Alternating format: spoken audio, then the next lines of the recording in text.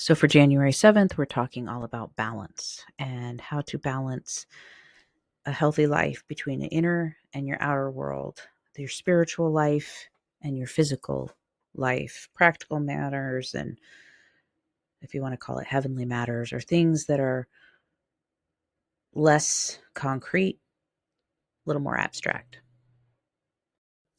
Hi, I'm Candy. I'm a hypnotherapist who's deconstructing from evangelical Christianity, and I know how mindset shapes our behavior. So in this series, I'm going to share my daily reflections from 3 different devotionals. The Book of Awakening by Mark Nepo, and that one's a little more spiritual, non-religious. Also, Jesus Calling by Sarah Young, which is a very modern Christian approach.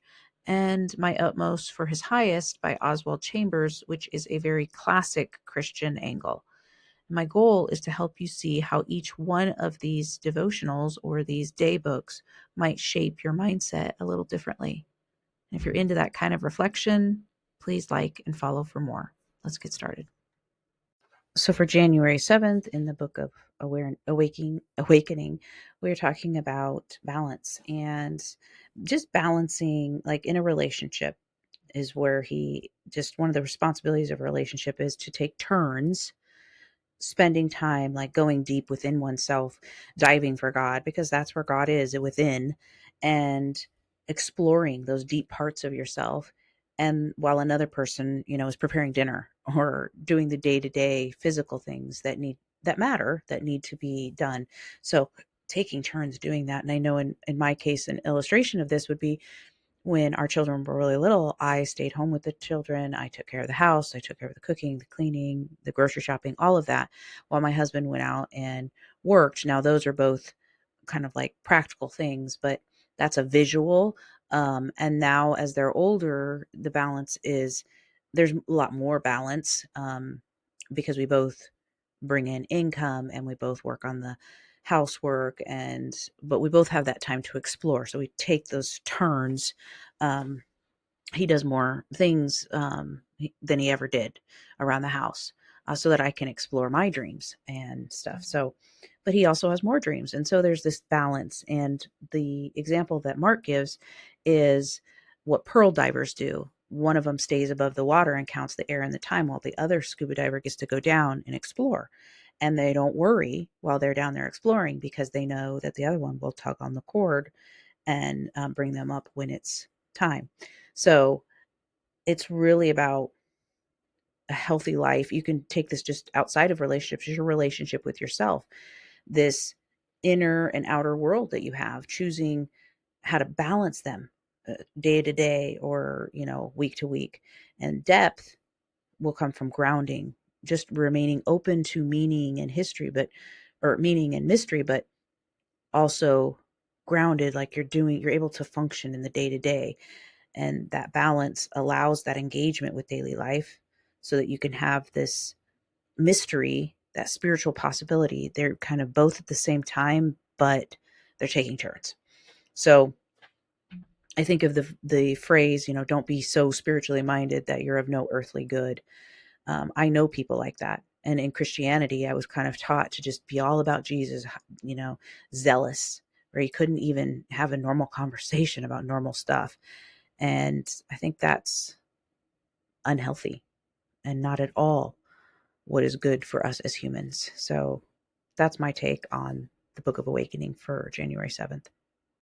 So in the Jesus Calling for January 7th, the main focus is that God can never be thanked or praised enough. You can never do too much. And that you giving that gratitude is what keeps you in God's presence. Um, and that when you thank Him, even when things go completely like disaster strikes, that affirms to you that He gives you, that He is God, and that everything that you have, it comes from Him. All the good things come from Him. And that you should just fill up all your moments of praise. And here's where an imbalance, you're just so spiritually focused on this idea that's been handed to you, not something you've searched out and found within you, but this idea that's been handed to you, this idea of who Jesus is and who God is and what you're here for has been told to you. And instead of being this wonderful thing that you discover, this kingdom of God that's within you that you discover, um, it's something that you have to keep. You have to work really hard to keep it. And so your nearness to God becomes very conditional on your constant praise. And if attention does shift to ordinary life, you might feel guilt. And your appreciation of yourself and the qualities you have and the talents you may have and the enjoyment that you get from those or others just kind of gets smaller and smaller, and has to, because your praise for him is it's never ending. It's a bottomless pit, basically. Finally, we have my utmost for his highest. And in this today's reading, it's just basically saying the receiving things or knowledge about God is not equal to knowing God.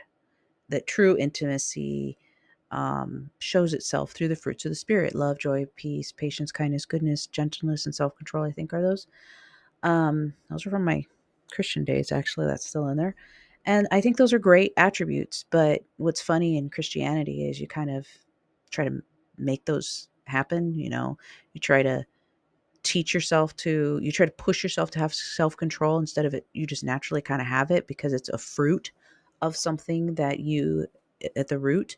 And I think in deconstruction, what I found is I naturally show those attributes. Those fruits naturally come out. I don't have to make them happen. I don't have to force myself to have patience. I just kind of naturally have more patience as I understand myself and others and my connection to source. I naturally have more love and joy and peace and patience and kindness and goodness and gentleness and self-control. And that's not what's being taught in my utmost for his highest. It's, you know, you will demonstrate that you have this intimacy. It's basically for others to judge. Do you have those things? Okay, I will judge that you have closeness to God. If you don't, I will judge that you do not have it. And so we're trying to show that through the actions that we have been pre-approved.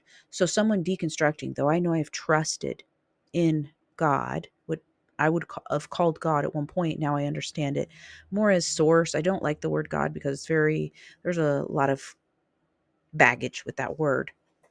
And it doesn't matter what you call the divine. It matters who or what you perceive the divine to be, because that plays out in your how you live your life. If you believe it's just one person from who lived long ago, or if it's something unattainable to you, you will live in a sense of lack. But if you believe it is something that is a core part of you, that nothing else has been created but source, and we are all pieces of it, reflections of it, um, then you're going to live a different way.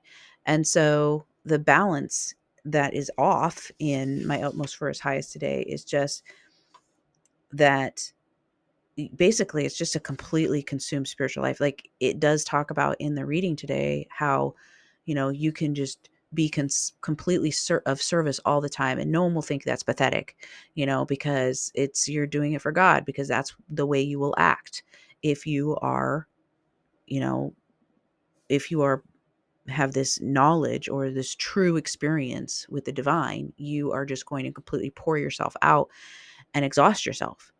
And so this creates the tendency to do that, to prove to others, because it's for the judgment of men and other people. So um just it costs you your love and joy. They become like performances. And those performances will then turn into formulas that will be used by other people to make judgments. They become metrics and then judgments. It's what should be naturally it just becomes contrived, and yourself is slowly erased in favor of Christ, or this image of Christ that's been created by men, to be honest. So I think the Book of Awakening is this beautiful balance where it just trusts in this core of who you are. And then the Jesus calling is making your connection to um, God or the spiritual stuff based on how much you praise and thank. And then Oswald Chambers, um, just there's a judgment, there's a metric that you can use to judge others and judge yourself. And it's just not healthy. I don't think the mindsets are healthy except for the Book of Awakening. And so, something you could do today is just notice whether you tend to live more inwardly or outwardly. No judgment of it, just notice it and ask yourself, what is a small step toward balance that you could take, and what might it look like? And you could talk to someone that you trust about this and ask someone, maybe a loved one that you spend a lot of time with, whether they feel supported in exploring their work and creativity, rest, whatever. Do they feel like you allow them that space, and then they also allow you that space? Like, it's had to be someone that you have this very safe, trusting relationship with. But um, as always, you get to choose whatever resonates with you, and just let whatever doesn't fit just stay.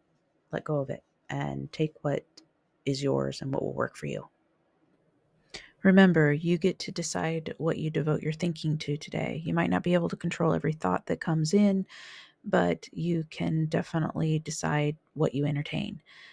And whether it comes from something I've said today or something completely different, choose wisely and set an intention that truly benefits you and those around you. And if you found any value here today, don't forget to like and follow. Thank you for joining me on this journey. And let's keep our minds on what helps us love ourselves and each other a little bit better every day.